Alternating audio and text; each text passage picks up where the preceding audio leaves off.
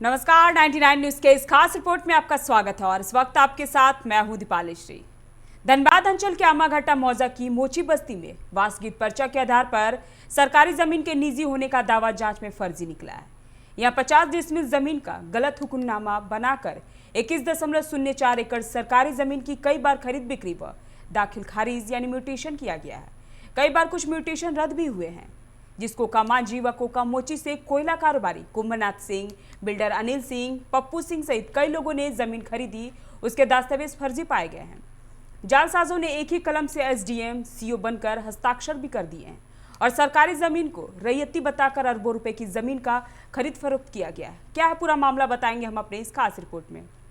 धनबाद अंचल के आमाघाटा मौजा के खाता नंबर 28 के प्लॉट नंबर 187 एवं 161 में सरकारी जमीन को अतिक्रमण मुक्त करने के लिए चल रहे अभियान के बीच कोकामोची के परिजनों ने सरकारी वासगीत पर्चा होने का दावा किया था। कहा था कि यह जमीन उन लोगों के नाम वर्ष 1956 में धनबाद के तत्कालीन एसडीएम ने बंदोबस्ती की थी।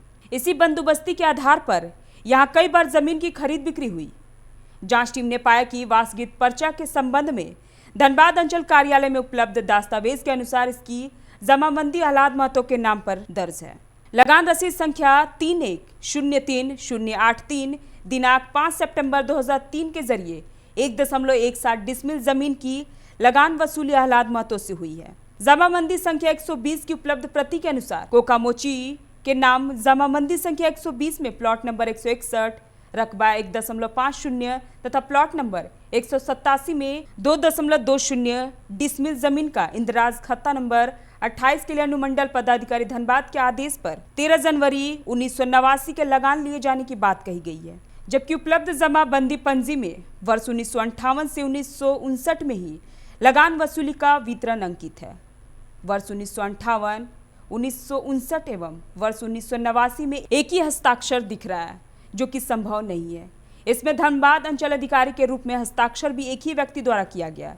यह पूरी तरह संदिग्ध है एवं सच से परे है। जमाबंदी को लेकर दावे को जांच टीम ने पूरी तरह से निराधार एवं संदिग्ध बताया है। जांच टीम ने पाया कि जमाबंदी संख्या 165 के जरिए Dhanbad Vikas housing construction cooperative society limited के सचिव वृंदावन दास के नाम से कायम किया गया है। बाद में इस जमाबंदी को संदेहास्पद मानते हुए स्थगित कर दिया गया। इसके बाद पुनः धनबाद के तत्कालीन अंचल अधिकारी के आदेश पर 10 फरवरी 2010 को जमाबंदी को चालू किया गया।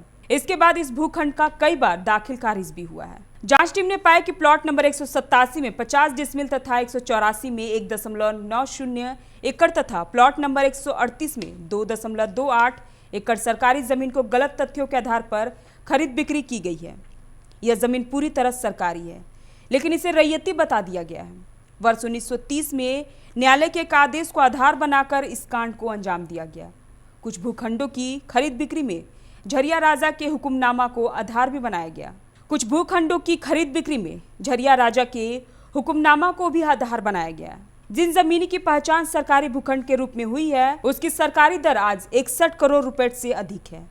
यहाँ पर सरकारी जमीन की कीमत प्रति डिसमिल 2,93,000 रुपए है, जबकि बाजार दर 5 से 8 लाख रुपए प्रति डिसमिल है। बाजार दर से इन भूखंडों की कीमत 1.5 अरब रुपए से अधिक है। जांच टीम ने हालिया सर्वे के आधार पर सहायक बंदोबस्त पदाधिकारी के पत्रांक 98 दिनांक 6 मार्च 2021 की रिपोर्ट का भी जिक्र किया है। इसमें खाता नंबर 21, 40, 59, 89 एवं 90 के विभिन्न प्लॉटों के रकबा 21.04 एकड़ का खातियान बिहार सरकार के नाम से अंकित किया गया है, यानी यह जमीन पूरी तरह से सरकारी है।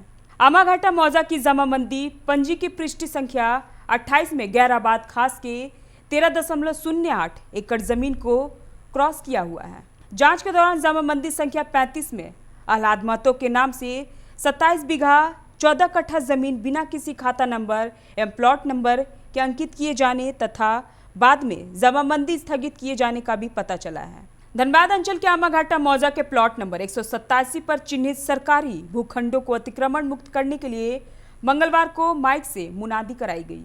धनबाद के अंचलाधिकारी प्रशांत लाया के अनुरोध पर एडीएम चंदन कुमार ने इस संबंध में सोमवार को आदेश जारी कर दिया था। मुनादी के समय सरायढेला थाना प्रभारी को पर्याप्त बल उपलब्ध कराने को कहा गया था। एडीएम ने बताया कि पहले चरण में यहां प्लॉट नंबर पर चिन्हित 74 में से 44 भूखंडों को कब्जा मुक्त किया जाएगा।